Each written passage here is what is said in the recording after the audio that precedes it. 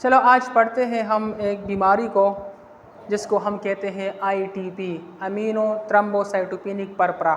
ये एक बीमारी है जो हमारे प्लेटलेट्स के साथ रिलेटेड है और इस बीमारी में हमारे प्लेटलेट्स इतने कम हो जाते हैं कि पेशेंट को ब्लीडिंग स्टार्ट हो जाती है, नोज़ ब्लीडिंग स्टार्ट हो जाती है, गम्स ब्लीडिंग स्टार्ट हो जाती है और इसको जो है ना बहुत ज़्यादा कॉम्प्लिकेशन आते हैं। तो ये जो बीमारी है अमीनो थ्रोम्बोसाइटोपेनिक परपरा क्या है, इसके टाइप्स कितने हैं, किस वजह से होती है, अलामात क्या होते हैं, इसकी डायग्नोसिस के लिए कौन कौन से टेस्ट हम परफॉर्म करते हैं और इसका ट्रीटमेंट क्या होता है, इसमें इंशाल्लाह हम कवर करेंगे। ठीक है।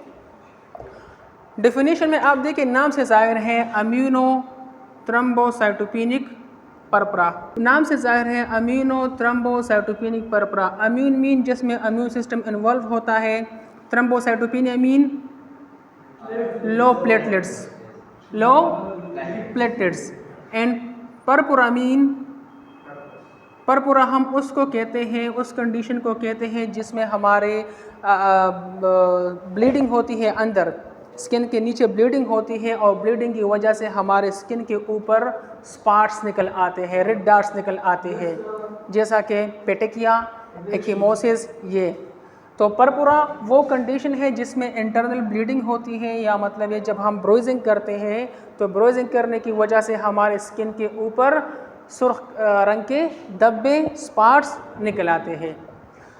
तो वो बीमारी जिसमें हमारा इम्यून सिस्टम दीवाना हो जाता है, पागल हो जाता है, एबनॉर्मल हो जाता है और ये आके हमारे प्लेटलेट्स को क्या करता है, हमारे प्लेटलेट्स को डिस्ट्रॉय करता है, प्लेटलेट्स को खा लेता है और प्लेटलेट्स डिस्ट्रक्शन की वजह से क्या होता है, परपुरा हो जाता है।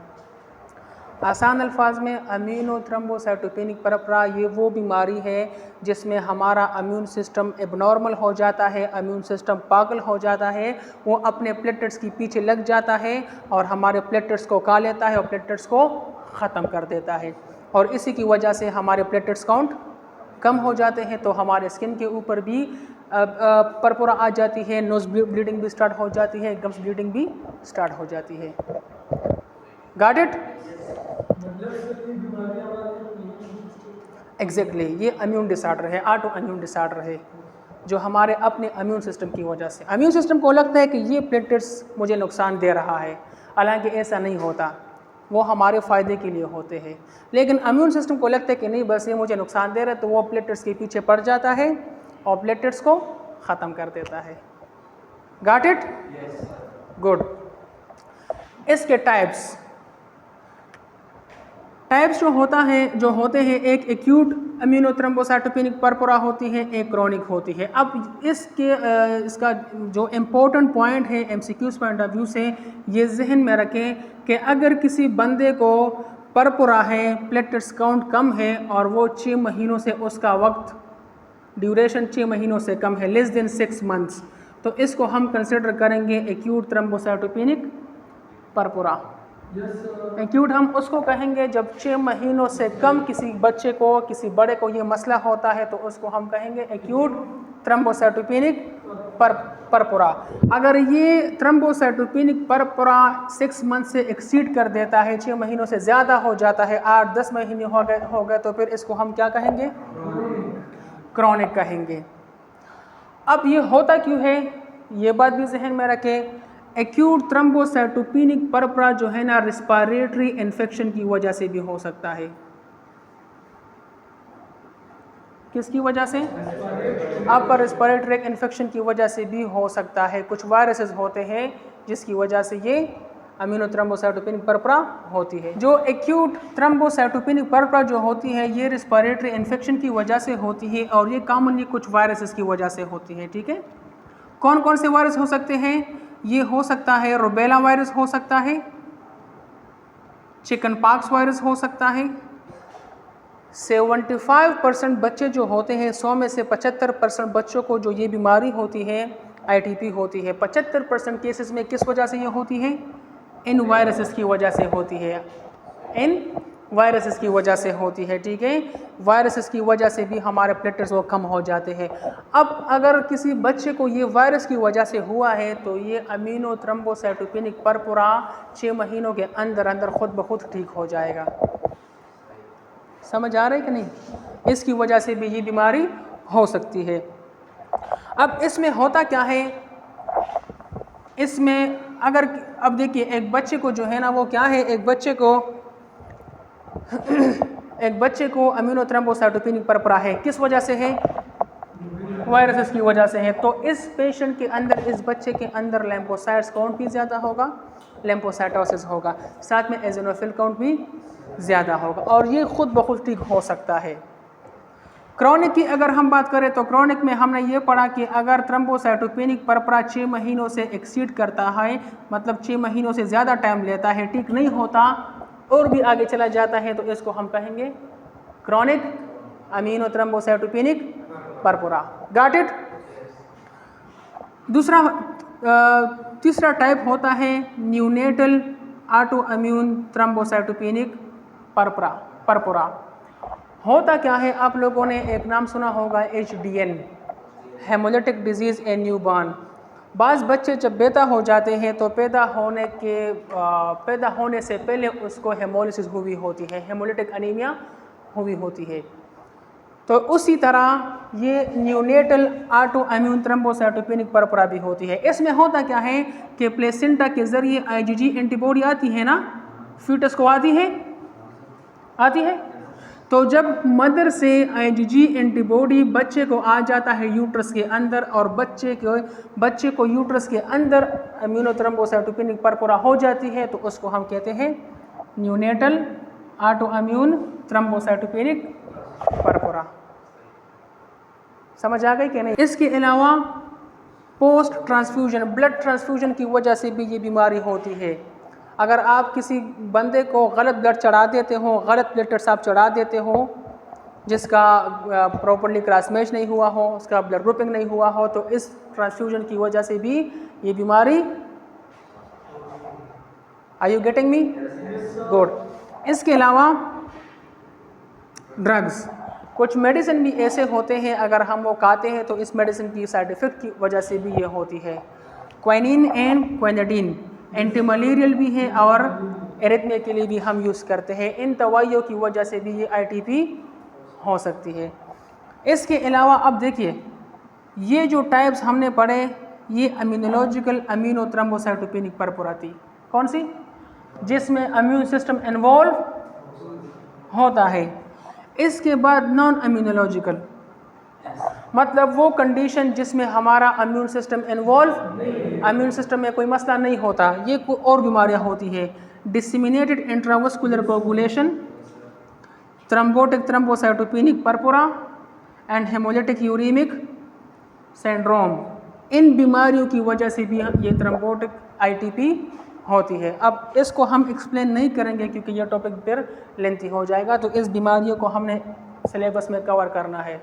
लेकिन इतना याद रखें कि इन बीमारियों की वजह से भी ये बीमारी हो सकती है। बात की समझ आ गई, गुड। हमाद, ये एक्यूट इम्यूनो थ्रोम्बोसाइटोपेनिक परपरा जो होती है 75% बच्चों को किस वजह से होती है, वेल डन, ज़बरदस्त। अब रिस्पिरेटरी ट्रैक इन्फेक्शन की वजह से होती है और commonly rubella and chicken pox viruses है, ठीक है। अब सिम्टम्स क्या होंगे, अलामत क्या होंगे पेशेंट को, अगर किसी बच्चे को या किसी बड़े को इम्यून थ्रोम्बोसाइटोपेनिक परपरा हो जाती है तो क्या होगा, ज़बरदस्त। एक बच्चे को हो सकता है एपिस्टेक्सिस, क्या, नोज ब्लीडिंग होगा, ज़बरदस्त। दूसरा अलामत क्या होगा, गम्स ब्लीडिंग होगा। थर्ड क्या होगा,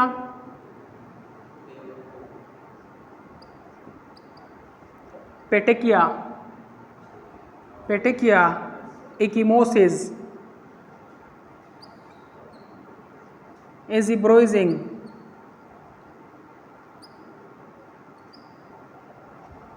पेटिकिया, इकीमोसिस, ब्रोइजिंग हम किसको कहते हैं। देखिए मैंने आपको स्टार्ट में ये बताया कि पेटिकिया क्या होती है, ये रेड कलर के सुर्ख रंग के धब्बे, सुर्ख रंग के स्पॉट्स हमारे स्किन के ऊपर निकल आते हैं, जिसका साइज़ 1 से लेकर 3 या 4 माइक्रोमीटर तक हो सकता है।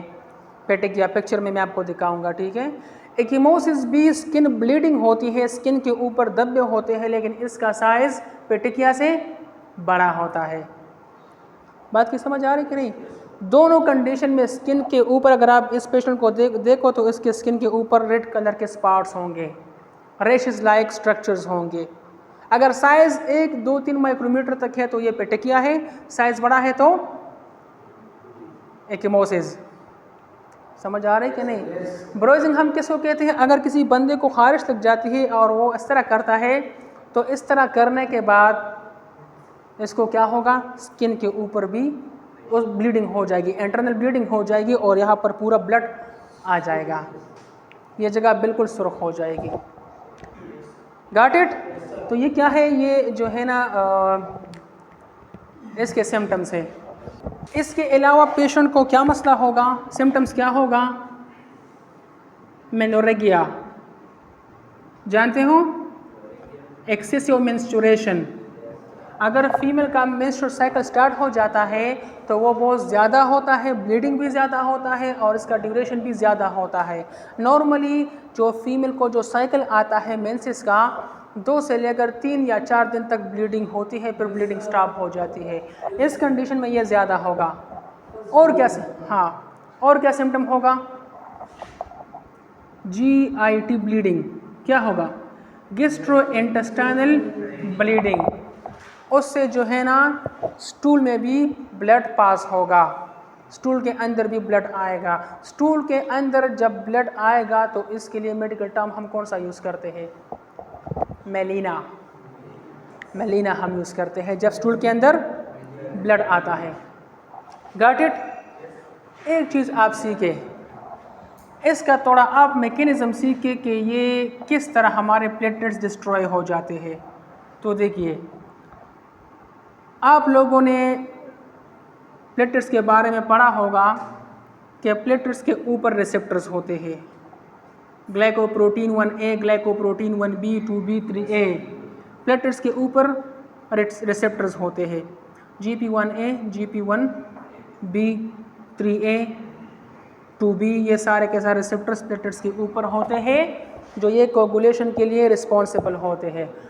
होता क्या है, जब इम्यून सिस्टम पागल हो जाता है, इम्यून सिस्टम में कोई मसला आ जाता है तो इस रिसेप्टर्स के अगेंस्ट एंटीबॉडीज़ आ जाएगी। क्या आ जाएगी? एंटीबॉडीज़। और एंटीबॉडीज़ आप जानते होंगे ना कि ये अमीनोग्लोबुलिन है, प्रोटीन है जो हमें प्रोटेक्शन देता है। तो ये एंटीबॉडीज़ आके ये इस रिसेप्टर के साथ बाइंड हो जाएंगे। गुड, एंटीबॉडीज़ प्लेटलेट के साथ अटैच हो जाएंगे। ठीक है, कौन से एंटीबॉडी होंगे ये? IgM एंटीबॉडी हो सकती है, IgA एंटीबॉडी हो सकती है एंड IgG। ये एंटीबॉडीज़ किसके साथ अटैच होंगे? क्योंकि इनको लगता है कि ये रिसेप्टर मुझे नुकसान दे रहा है।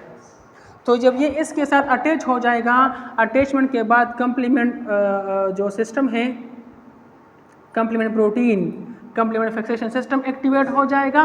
वो इस चीज़ के पीछे आ जाएगा और इस पूरे जो एंटीबॉडी का कम्प्लेक्स बना था प्लेटलेट्स के साथ, इसको ख़त्म कर लेगा और प्लेटलेट्स भी ख़त्म हो जाएगा। Got it? डायग्नोसिस के लिए हमने कौन कौन से टेस्ट परफॉर्म करने होंगे? डायग्नोसिस के लिए हमने CBC टेस्ट परफॉर्म करना होगा, complete blood count test. CBC में क्या होगा? गुड, प्लेटलेट्स कम होंगे, TLC ज़्यादा भी हो सकती है, कम भी हो सकती है, हेमोग्लोबिन HB ये नॉर्मल होगी। ऐसा है? गुड। इसके अलावा हमने टेस्ट परफॉर्म करना होगा BT and CT, clotting time. इस कंडीशन में ब्लीडिंग टाइम अगर हमारे प्लेटलेट्स काउंट वो 50,000 से कम हुए हैं तो इस कंडीशन में क्या होगा, हमारा ब्लीडिंग टाइम प्रोलॉन्ग आएगा। समझ आ रहे कि नहीं? इसके अलावा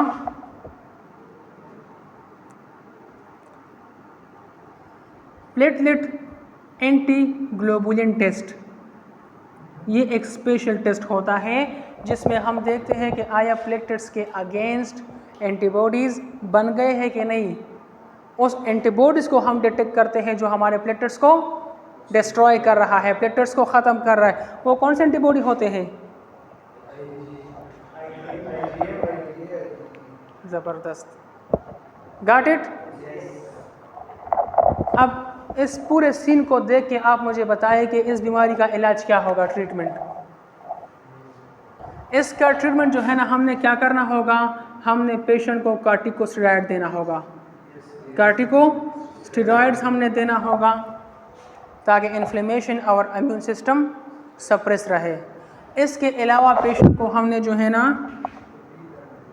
क्या देना होगा, इम्यून सप्रेसेंट ड्रग्स भी हमने और भी बहुत सारे मिलते हैं, इम्यूनो सप्रेसेंट, जो हमारे इम्यून सिस्टम को सप्रेस करता है और एंटीबॉडीज़ को दबा के रखता है कि वो प्लेटलेट्स को डिस्ट्रॉय ना करे।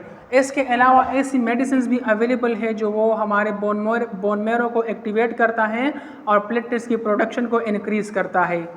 समझ आ रही? इसको भी जो है ना हम यूज़ कर सकते हैं। यहाँ पर देखिए, प्लेटलेट्स एक्टिवेटर या प्लेटलेट्स प्रोडक्टिव मेडिसिन भी अवेलेबल होते हैं जो प्लेटलेट्स को बोन मैरो को एक्टिवेट करता है और बोन मैरो से प्लेटलेट्स बनाता है। और हमने क्या करना होगा, प्लेटलेट्स ट्रांसफ्यूजन। क्या करना होगा? अगर किसी बच्चे के प्लेटलेट्स वो 20,000 से या 10,000 से कम हो गए हैं, 30 से कम हो गए हैं, तो फिर डॉक्टर उसको प्लेटलेट्स ट्रांसफ्यूज करता है। इसके अलावा हमने क्या देना होगा, in case of infection antiviral हम देंगे ना, एंटीवायरल ड्रग्स भी दे सकते हैं एंड एंटीबैक्टीरियल ड्रग्स भी दे सकते हैं। ये इसका ट्रीटमेंट है, याद होगा। इसमें कोई क्वेश्चन है? एनफ।